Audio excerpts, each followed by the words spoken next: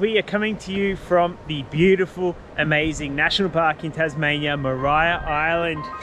Here with Alicia and our good friend Ali from Colombia. We're going to be hanging out here for a couple of nights.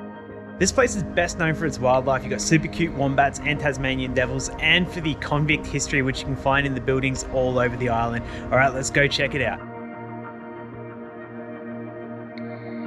We've just checked in here at the visitor centre. They weigh your bag and just give you some information. Are you stuffed? Yeah! We took over a 15-kilo bag and it was $10. Our bicycles were $10 as well. And once you get to the check-in, which is the visitor centre, they take all those off you and put them on the boat, and you just take on your little carry 7-kilo bag.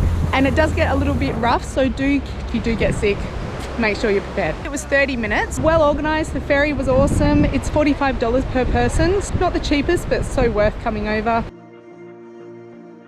We just got off the ferry 10 minutes after walking towards our camp. Boom, we see a wombat with a little baby. And they're so fluffy, they're so cute. Super cute. So what we're going to do is we're going to set up our tents just here. We just claimed a little spot. You can grab the mountain bikes, go for a pedal, a couple of mountains that we're going to be climbing. But yeah, basically we're going to show you guys what you can get up to with 3 days here in Maria Island. Our first stop on Maria Island is the Painted Cliffs. You can see why they're called that because of the amazing colours and the swirly patterns. These were caused by the water flowing up into the cracks and the holes of the sandstone, which in time gradually stained the rocks, and they look like this. Beautiful.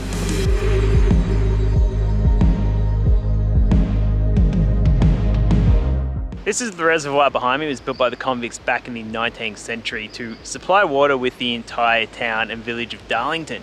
And it is quite large. It's actually really pretty out here in the forest as well. And the National Park Services have set up some picnic tables so you can come out here, have a little bit of a lunch. If you just want to have a nice chill day, somewhere easy to come out to on your first day in Maria Island, right out here. It's only like a 30-40 minute walk from town. There's a wombat. Decided to hike up Bishop and Clerk, which is that big mountain right behind us. If you get to the summit, you get incredible views over the entire landscape here, down these sea cliffs, and you got the mainland or island of Tasmania off there. So 3 to 5 hours return and just a cheeky little climb up there now.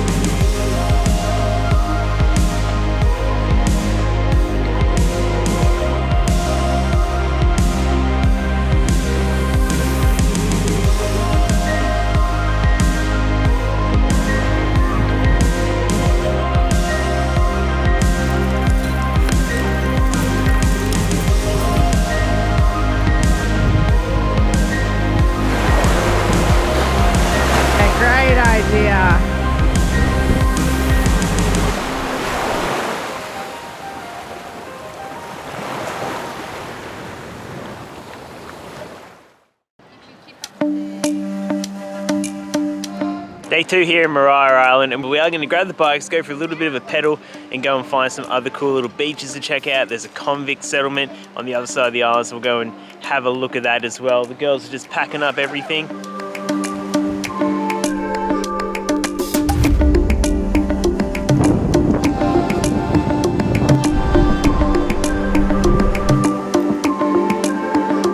We're down here at French's farm, and this is the campground, and the toilet in the back, it's just a drop toilet, and this is the area where you set up your tent.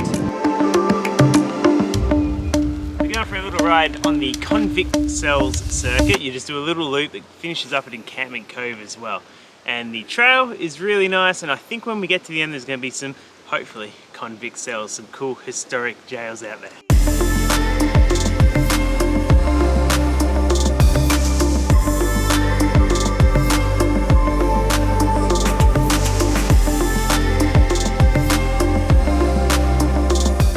It was abandoned in 1850 because of the lack of water in this area, the conditions of the structure. I think it didn't go very well in bad weather.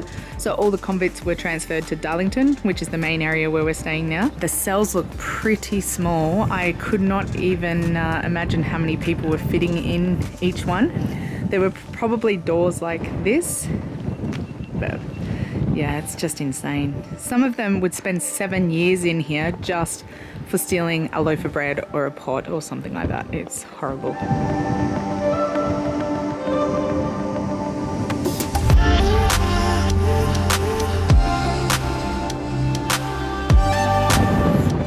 So this is Encampment Camp.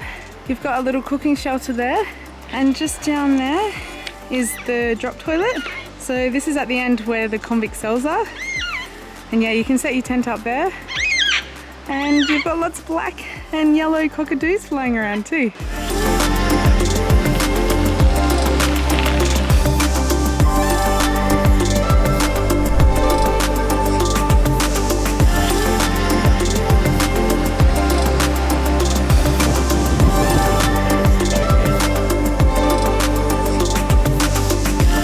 For tonight's dinner, we are having gnocchi with curry and lentils. So a little bit of a fusion of different meals right there. Because it was easy, we just got these pre-packaged packs of curry and we just added them into gnocchi. Easy, easy peasy meal with some red wine. It doesn't look very appetizing, but I'm sure it's gonna taste really good. I'm sure it's gonna taste great. This is the kitchen. They've got lockers to lock your food up. They've got barbecues, a gas cooker over there with a kettle, tables, and it's the same at the other end over here as well.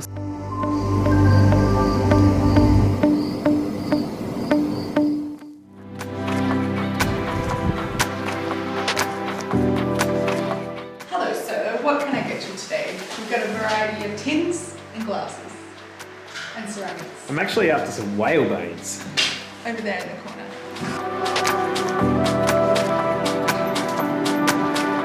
This is Mrs. Hunt's cottage. It's the most photographed cottage on the island.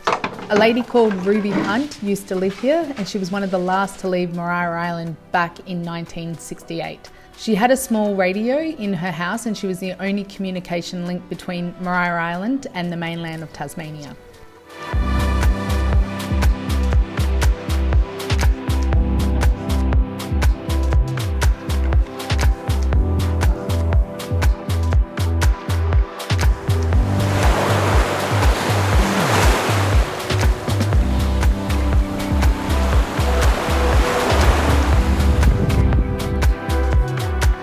Well, that's it for our time in Maria Island. As you can see, it's a pretty spectacular place, and if you're going to be traveling around Tasmania, we highly recommend you take a trip over to this magical little place. All the wildlife, the landscapes, it's a pretty phenomenal destination. If you liked the video, leave a comment below and a thumbs up. Let us know what your favourite part was. What are you most looking forward to if you ever go to Maria Island? For us, it was definitely the wombats. We loved hanging out with the wombats. Thanks very much for watching. We'll see you on the next adventure.